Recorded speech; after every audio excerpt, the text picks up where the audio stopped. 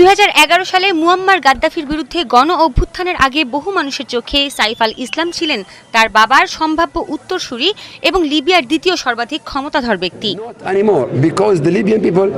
আরব বসন্তের সময় লিবিয়ায় যে সহিংসতা ছড়িয়ে পরে তা গৃহযুদ্ধে রূপ নেয়।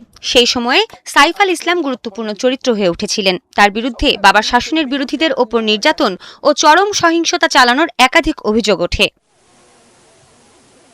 2011 সালের ফেব্রুয়ারিতে জাতিসংঘ সাইফ আল ইসলামের উপর নিষেধাজ্ঞা আরোপ করে। একই বছরের মার্চে নেটো লিবিয়ায় বোমাবর্ষণ শুরু করে।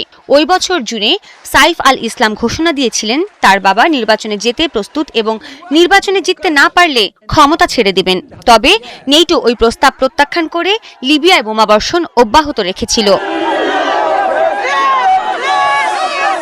ওই বছর জুনের শেষ নাগাদ আন্তর্জাতিক অপরাধ আদালত আইসিসি সাইফ আল ইসলামের বিরুদ্ধে গ্রেপ্তারি পরোয়ানা জারি করেন। সে সময় তিনি পলাতক ছিলেন। 2011 সালের 20 অক্টোবর সিরতেতে তার বাবা গাদ্দাফি ও ভাই মুতাসিমকে হত্যা করা হয়।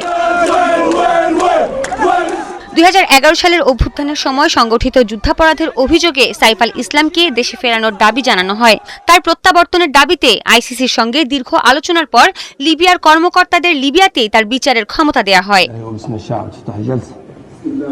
2014 সালে সাইফ আল ইসলাম জিনতান কারাগারে থেকে ভিডিও কলের মাধ্যমে ত্রিপোলিতে আদালতে হাজির হন। শুনানির পর 2015 সালের জুলাই মাসে ত্রিপোলির আদালত তার অনুপস্থিতিতে তাকে মৃত্যুদণ্ডের সাজা দেন।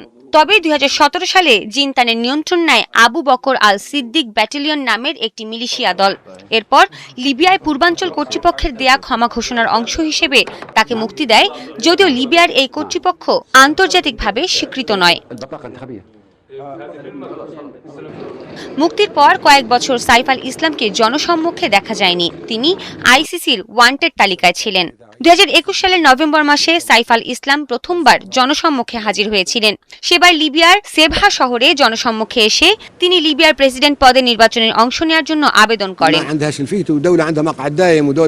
প্রথমে সাইফ আল ইসলামকে নির্বাচনে নিষিদ্ধ করা হয়েছিল, পরে তাকে নির্বাচনে অংশগ্রহণের অনুমতি দেয়া হয়। তবে লিবিয়ার অস্থির রাজনৈতিক পরিস্থিতির কারণে শেষ পর্যন্ত সেবার নির্বাচন অনুষ্ঠিত হয়নি।